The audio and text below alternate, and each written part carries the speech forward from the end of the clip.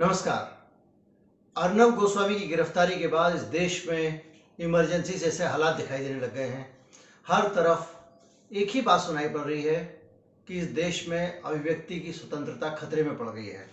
एक पत्रकार पूरे देश की अभिव्यक्ति की स्वतंत्रता का प्रतीक बन गया है। जिस दिन अर्नब गोस्वामी को छोड़ दिया जाएगा, रिहा कर दिया जाएगा, अभिव्यक्ति की स्वतंत्रता फिर से कायम हो जाएगी। क्या ये सच है?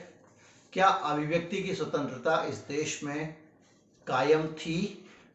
क्या अभिव्यक्ति की स्वतंत्रता एक पॉलिटिकल प्लैंक का बहाना है? क्या एक खास विचारधारा की अभिव्यक्ति ही अभिव्यक्ति है, बाकी किसी की अभिव्यक्ति नहीं है?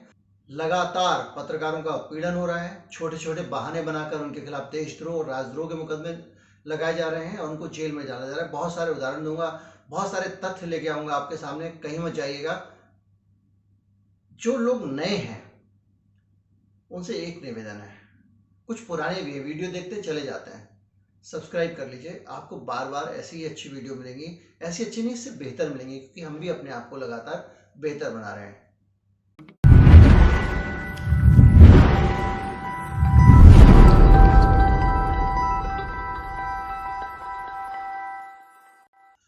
कितने मामले गिनाऊं, कितने दुख गिनाऊं। पत्रकारों पे जब भी हमले हुए, सोशल मीडिया सेल ने उल्टा उनको देशद्रोही, राजद्रोही और पता नहीं क्या क्या कहना शुरू कर दिया। इस मुल्क में सरकार के खिलाफ जुबान को खोलना एक बहुत बड़ा गुनाह बन गया है और ये कहा जाता है कि अभिव्यक्ति की स्वतंत्रता अगर आपको नहीं लग रही है तो आप देश छोड़ के चले जाओ।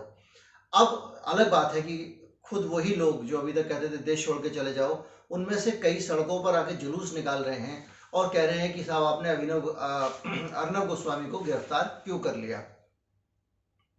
मैं आपको बताना चाहता हूं कि अभी हाल में हाथरस में जब रेप केस हुआ था, आपने खबर देखी होगी, हो सकता है आपने नजरअंदाज कर दी हो सकता है आपका ध्यान न गया हो।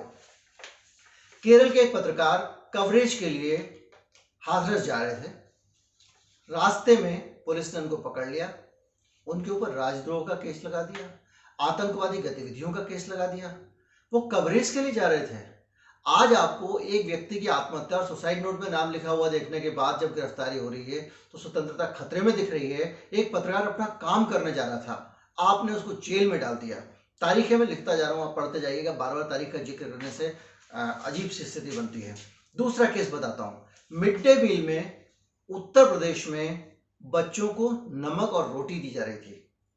एक लोकल पत्रकार गया, उसने उसका भंडाफोड़ किया। नतीजा क्या हुआ? उसको जेल में डाल दिया गया। उसके खिलाफ बड़े सख्त मुकदमे लगाए गए, जिनमें से राजद्रोह भी शामिल था। राजद्रोह को इस सरकार ने मजाक बना दिया है। जहां चाहे राजद्रोह का मुकदमा वो लगा देते हैं, लोगों के ऊपर शामिल कर देते हैं एफआईआर में। मैं आपको, ये बहुत छोटे मामले हैं। विनोद दुआ का मामला आपको याद होगा, विनोद दुआ के खिलाफ राजद्रोह का मुकदमा लगा दिया गया, सुप्रीम कोर्ट ने फटकार लगाई है। लेकिन क्यों? क्योंकि विनोद दुआ ठकुर सुहाती नहीं करते हैं। वो ये नहीं कहते कि बिडेन जो है वो मोदी जी के बचपन के दोस्त थे, वो नहीं कहते। वो नहीं कहते कि बहुत पुराने दोस्त हैं बिडेन मोदी जी के, इसलिए उनके साथ तकलीफ है। सवाल मोदी जी का नहीं है, पूरा का पूरा एक सोच ऐसी विकसित हो गई है कि जो सरकार के खिलाफ बोलेगा वो देशद्रोही है और राजद्रोही है। और ये बात कहने और सोशल मीडिया तक तो ठीक थी, लेकिन ये बात अब रोजमर्रा के कामकाज में आने लगी और पुलिस भी इसी को आधार बनाकर काम करने लग गई। गुजरात के धवल पटेल, उन्होंने एक ट्वीट कर दिया मोदी जी के खिलाफ, उनके खिलाफ मुकदमा हो गया, एनएसए लग गई, सब कुछ लग गया। एक और पत्रकार थे गुजरात के, जिन्होंने सिर्फ अपने एनालिसिस में इतना लिखा कि गुजरात से जो रूपानी साहब हैं उनकी हो सकता है छुट्टी हो जाए और दूसरे व्यक्ति को गुजरात का मुख्यमंत्री बना दिया जाए। इस गुनाह के चलते उस पत्रकार को गिरफ्तार कर लिया गया, उसके खिलाफ राजद्रोह का केस लगा दिया गया। हार्ट अटैक से उसके पिता की मृत्यु हो गई। उत्तर प्रदेश के सीतापुर के एक पत्रकार ने क्वारंटीन सेंटर की दुर्दशा पर खबर की, उसको गिरफ्तार कर लिया गया, उसके खिलाफ राजद्रोह का मुकदमा लगाया गया। यही उत्तर प्रदेश है, यही बीजेपी की सरकार है जो लगातार अभिव्यक्ति की स्वतंत्रता की बात कर रही है। उसको अर्नब गोस्वामी की अभिव्यक्ति ही अभिव्यक्ति दिखाई देती है, क्योंकि अर्नब गोस्वामी की अभिव्यक्ति उनके लिए नियंत्रण करना आसान है। 23 सितंबर को गुजरात में आकार पटेल एक पत्रकार हैं, उन्होंने एक ट्वीट किया, पीएम मोदी के खिलाफ ट्वीट था।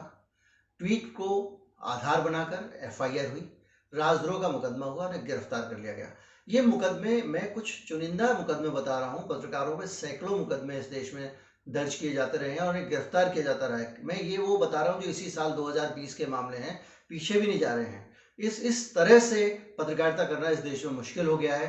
इमरजेंसी जैसे हालात सचमुच में हैं, लेकिन सरकार को इमरजेंसी जैसे हालात सिर्फ एक ही केस में दिखाई दे रहे हैं, बाकी केसों में खुद भी उत्पीड़न कर रही है। ये एक डबल स्टैंडर्ड सरकार का सामने आ रहा है। 4 जून को विनोद दुआ जैसे पत्रकार के खिलाफ एक मुकदमा दर्ज कर लिया गया। कहा गया कि ये देश में स्थिरता फैला रहे हैं, सांप्रदायिक भेदभाव बढ़ाने वाली बातें कर रहे हैं, सांप्रदायिक तनाव बढ़ाने वाली बात कर रहे हैं। इस देश का बच्चा बच्चा जानता है कि विनोद दुआ ने अपना पूरा जीवन जोड़ने वाली पत्रकारिता पे खर्च किया है। उन विनोद दुआ पे आपने तोड़ने वाली पत्रकारिता का मुकदमा दर्ज कर दिया।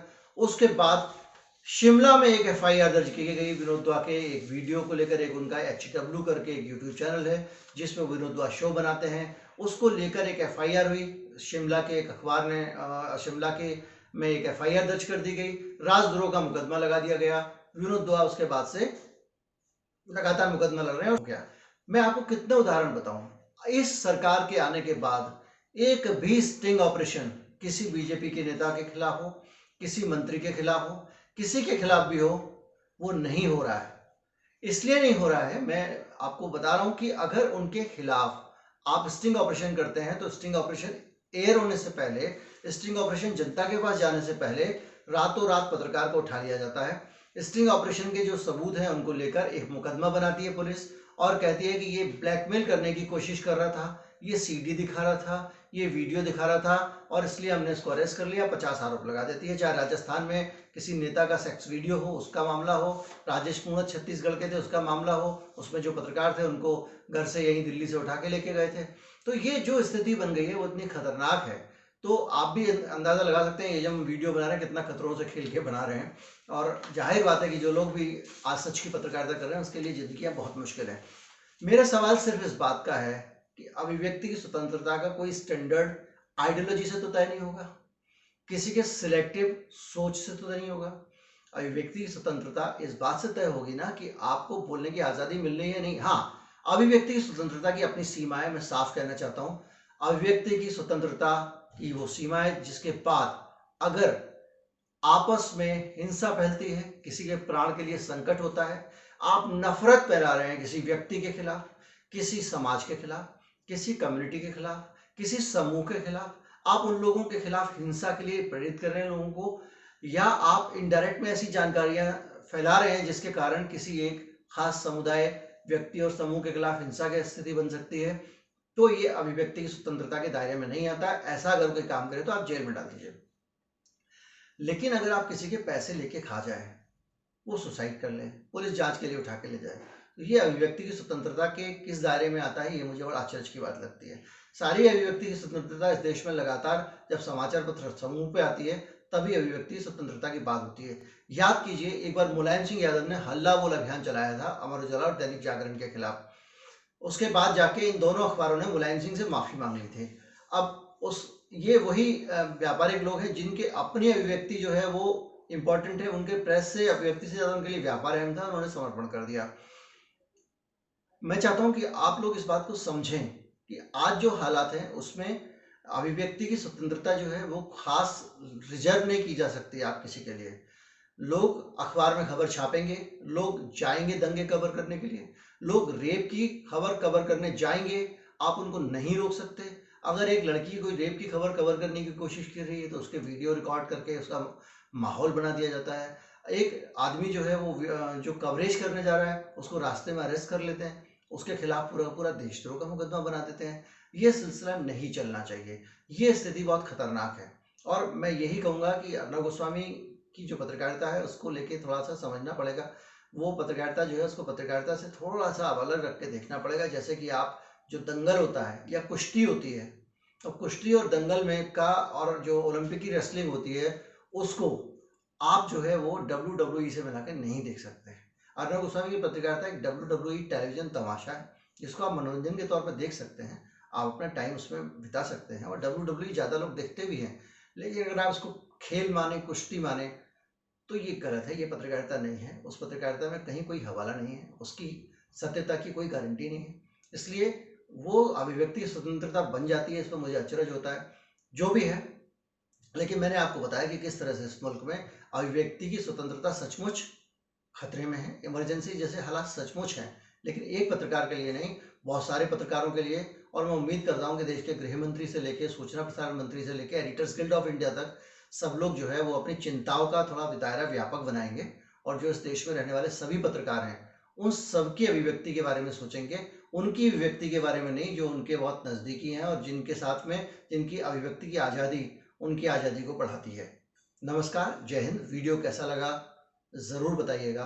अच्छा लगा तो लाइक कर दीजिएगा, सब्सक्राइब कर लीजिए ताकि वीडियो आप तक बार बार पहुंच सके।